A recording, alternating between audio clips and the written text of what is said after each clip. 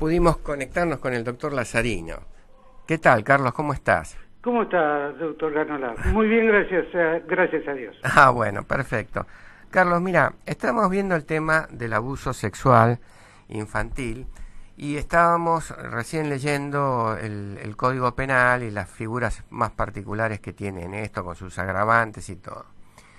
Querría preguntarte a vos, que estás en el campo, que tenés que atender a las personas, ¿cuál es tu experiencia en la guardia del Hospital de Morón?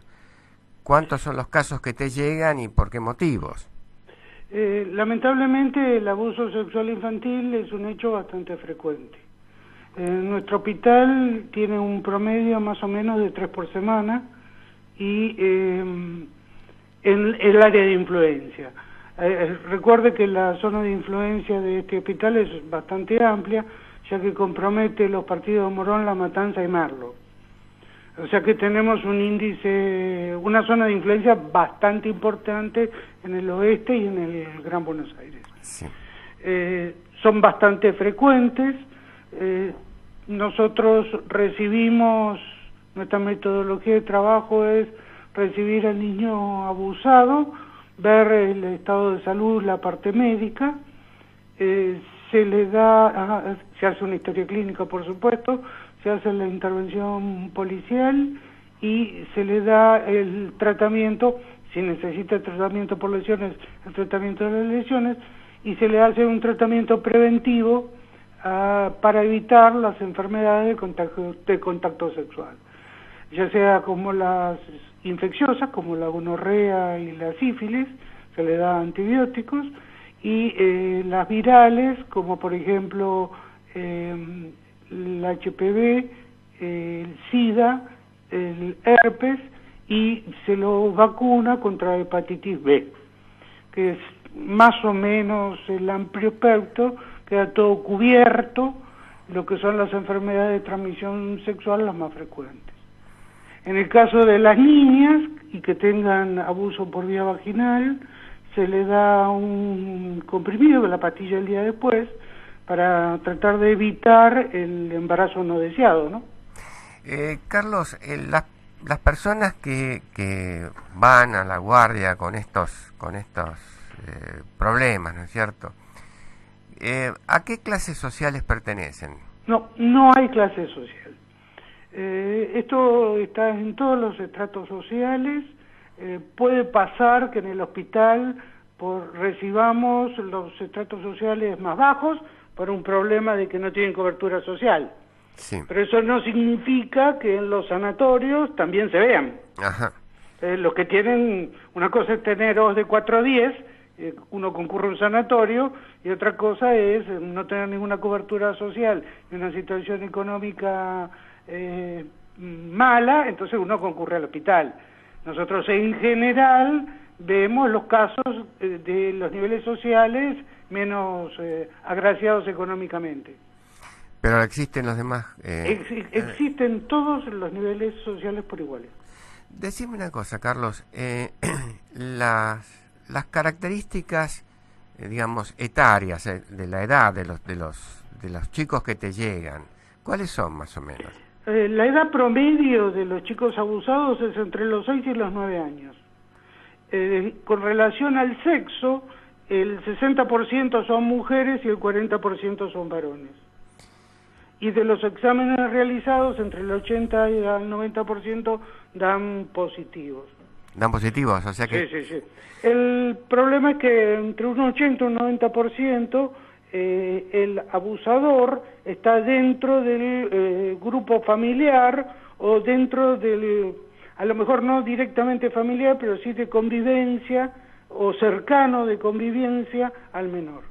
Es decir, serían, por ejemplo, concubinos, tíos, abuelos, amigos con ventajas, ese tipo de cosas. Digamos que sí, serían. Hay que recordar que en nuestra cultura muchas veces le decimos tío o tía a un amigo de muchos años, o sea, un amigo con ventajas o un amigo allegado, pero no necesariamente existe un lazo sanguíneo. Ajá. pero sí tiene una cierta convivencia dentro del grupo familiar, una cierta influencia en el grupo familiar, donde los padres lo dejan ir tranquilos, por ejemplo, el vecino de enfrente, que es el vecino de hace 25 años. Y decime una cosa, ¿cuál es la actitud habitual que tienen los padres en frente al abuso? ¿No? O sea, cuando se descubre el tema del abuso, ¿qué es lo que habitualmente hacen? En general, los padres quedan absolutamente sorprendidos porque no esperan de estas personas que son de su confianza semejante hecho. Creo que la sorpresa es lo más duro, donde empiezan a chocar una serie de sentimientos entre una amistad de muchos años y la protección física y psíquica de la familia propia. Y eso les trae muchas veces a los padres a decir no puede ser o no lo pueden creer. Ahora, en el caso de que sea uno de los padres o que sea, por ejemplo, el concubino de la madre, ¿cómo es la reacción o qué es lo que vos ves? ¿Ves a veces que hay encubrimiento, hay indignación, hay una reacción rápida? En realidad se ve de todo. Algunos dicen que no puede ser, que el chico miente. Algunos lo encubren para mantener un estatus social. Eso se ve bastante frecuentemente en los niveles sociales altos. Y algunos van directamente a la policía a hacer la denuncia y buscan una especie de linchamiento público del abusador, ¿no? Hace un mes en el hospital tuvimos el día de mi guardia una manifestación que quería linchar a un individuo que trabaja en el hospital por presunto abusador. 5 patrulleros, bueno, todo un problema, el individuo se escapó y no me toca a mí decidir si es culpable o inocente, eso será una sentencia judicial. Por supuesto, el señor, por abandono de servicio, no por otra cosa, por abandono de servicio, ya no pertenece más al hospital. Decime, Carlos, ¿cómo diagnostican el tema del abuso sexual? ¿Qué signos aparecen? Mira, yo quiero dividir esto en uno es el diagnóstico de tipo psicológico y otro es el diagnóstico físico propiamente dicho. Creo que el diagnóstico físico propiamente dicho no es el que interesa a la gente en general, ya que es un acto médico bastante específico, pero sí me gustaría decir algunas cosas sobre cuáles son los signos que hay que mirar para poder tener idea de llevar a un chico a una consulta con un especialista, un pediatra o un médico de confianza. Para el diagnóstico lo que hay que mirar son los cambios de conducta del chico y que aparecen chicos con autismo, que aparecen con angustia. Este tipo de síntomas se pueden observar en la casa, pero muchas veces y frecuentemente se ven en el colegio. Lo ven las maestras y los profesores. Es un signo muy interesante porque ante el cambio de conducta del niño hay que investigar qué le pasa. También este tipo de cosas va asociado a una disminución del rendimiento escolar, inclusive a veces hasta la pérdida del curso lectivo. Estos niños se aíslan solos y se encuentran falto de amigos. No les cuesta mucho socializar con el resto de los niños. A veces aparecen también autoagresiones y este tipo de lesiones de autoagresiones son halladas casualmente por los médicos en un examen rutinario por otra cosa, ¿no? Eso es lo más importante. Claro, cuando aparecen signos más específicos como la aparición de venerias, claro, o el diagnóstico de lesiones físicas es mucho más simple. Por eso en general ya lo tiene que hacer el médico y la familia es ajena generalmente a ese tipo de información. Carlos, hay una cosa que también esto hay que tomarlo en cuenta, ¿no? O sea, uno piensa en la víctima, piensa en el entorno, pero ¿qué características suelen tener los victimarios? Los victimarios en general impresionan como seductores, pero con muy buena relación e intenciones con el niño puntualmente. Y lo defienden a brazo partido, no solamente lo defienden a brazo partido de los padres, inclusive de los hermanos. Y se nota diferentes conductas entre dos hermanos de la misma familia, cuando tienen una preferencia especial con uno. Tienen un excelente trato hacia la víctima y ese enamoramiento hacia la víctima lo lleva a presentar conductas a veces de tipo agresiva al resto del entorno familiar. Ajá. Ante el supuesto que tuvieran que ir detenidos, tienen una excelente conducta carcelaria y una excelente conducta pública. O sea, nadie pensaría que esa persona puede llegar a ser un abusador, ni en el barrio, ni en la cárcel cuando están en la cárcel. O sea que tenés un lobo con piel de cordero perfecto ahí. Exacto. Es el depredador que está oculto. Además, el individuo nunca reconoce el hecho. No importa en qué situación esté, nunca va a reconocer el hecho.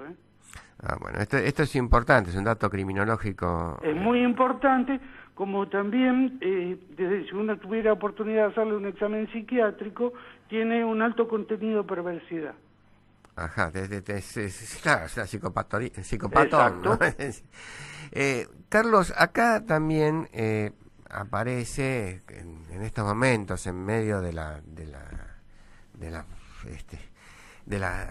publicidad o de las noticias, la situación de los sacerdotes que están involucrados en hechos de pedofilia o docentes que están involucrados en hechos de pedofilia. ¿Se ven esos casos en la guardia del Hospital de Morón o es una cosa que no es la más habitual? Existen. Sin embargo, no es la más habitual. A pesar de que la televisión ha mostrado muchos casos de estos, puntualmente, estadísticamente no son los más significativos, ya que los docentes en general están mejor controlados que los amigos de grupo familiar, ya que dejan a los niños al cuidado de estas personas muchas veces.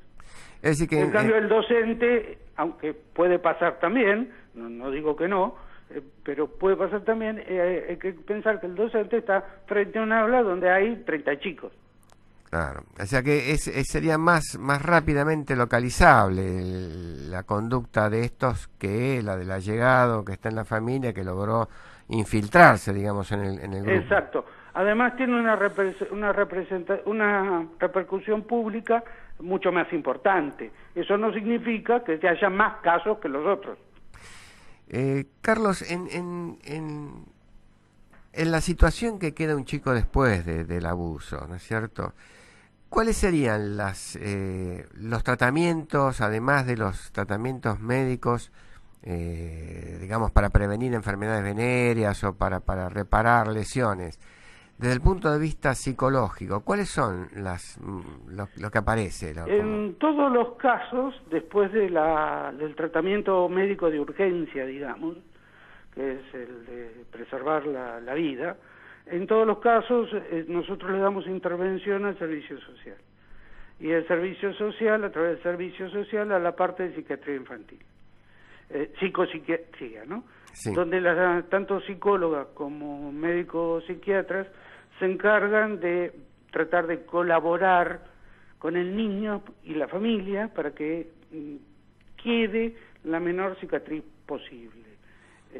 En lo personal, creo que el caso de abuso no se olvida nunca, pero una cosa es la cuantía del daño que deje esta cicatriz. Tanto los psicólogos como los psiquiatras tratan de hacer una cicatriz estética para que sea mejor tolerada por el niño y por la familia. Claro, igual siempre, como decís vos, no se borra nunca. Una cicatriz es una cicatriz siempre. Puede ser fea o puede ser menos fea, pero es una cicatriz siempre. Carlos, en estos momentos, si tuvieras que plantear, porque ustedes los médicos deben planteárselo, los psicólogos, ¿cuáles serían las políticas de Estado aconsejables para prevenir este tipo de hechos? Creo que hay una sola, que es la educación. Sí. Creo que es la única posibilidad de prevenir estos hechos que son verdaderamente aberrantes. Si uno analiza los países que tienen mejor estándar de vida, no desaparece el abuso.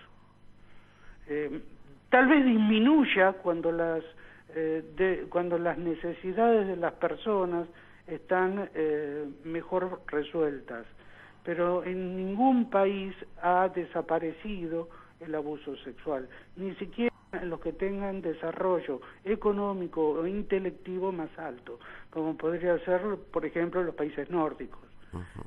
Sigue existiendo. Creo que podemos trabajar sobre la educación, tenemos que trabajar obligatoriamente sobre la información, tanto en niños como en adultos, y tratar de enseñarle a los niños que ante la primer duda siempre están los padres, que son los encargados de protegerlos, y no llegar a verdaderamente accesos carnales, que eso es más duro y deja una cicatriz aún peor. Carlos, pero no le encuentro otra solución más que la educación. Y con respecto al tema del acceso carnal, porque ese es uno de los temas más difíciles, ¿no es cierto? Cuando se trata de chicos, ¿hay peligro de vida? Verdaderamente no hemos hecho muchas autopsias por abuso sexual en chicos o en chicas. En general, la intención no es matar, sino es abusar, o sea, usar o usufructuar del menor. Pero no es la intención de matar. Creo que en 30 años he tenido solamente 2 casos de chicas abusadas que fallecieron, o sea que el diagnóstico se hizo a través de la autopsia, y eran 2 mujeres, una fue por aplastamiento torácico. O sea, se asfixia con el peso del cuerpo del hombre, ¿no? Le rompió las costillas a la criatura, una chica de 7 años, y la otra que tuvimos fue un caso, una mujer que estaba internada en coma por una herida de bala en la cabeza, de 15 años, que fue abusada por el enfermero. Por supuesto terminó preso, ¿no? Ese es otro. Son los únicos 2 casos que recuerdo de abuso o sea, abuso seguido de muerte. En un caso fue por el peso, el otro tenía una enfermedad preexistente que era mortal y que anecdóticamente fue abusada antes de fallecer. Todo esto yo creo que es conveniente que la opinión pública lo conozca y lo maneje, no guiándose por el odio ni por el temor, sino que es necesario un conocimiento científico de la cuestión para prevenir y a su vez para tratar de verlo. Carlos, te agradezco mucho tu participación y ¿Puedo decirte 2 o 3 cositas? Cómo no, todas las que quieras. Hay algunos mitos que, por ejemplo, dicen que los niños buscan la relación sexual con el adulto. Eso es una falacia. Y creo que la información de toda la gente, tanto de chicos como de adultos, es la única forma que tenemos de combatir estos delitos, que por cierto son graves. Tampoco hay que hacer una casa de brujas, y cuando alguien dice abuso hay que salir a lincharlo públicamente. Para eso están las autoridades, para eso están los tribunales de familia, para eso están los jueces, que son los encargados de hacer las pericias, llegar a la verdad pericial y aplicar la asistencia que corresponde y no buscar venganza por mano propia. Exactamente, ¿no? Porque ya tenemos bastante violencia como para sumarle además la violencia de la venganza, ¿no? Exacto. Bueno, Carlos, te agradezco mucho esta última cuestión también, ¿no es cierto? Que hay que creerle a los chicos también cuando dicen. Sí, hay que creerles, pero también hay que investigar correctamente. Correctamente. Bueno, te despido, Carlos. Mario, un abrazo y como siempre a tus órdenes. Gracias.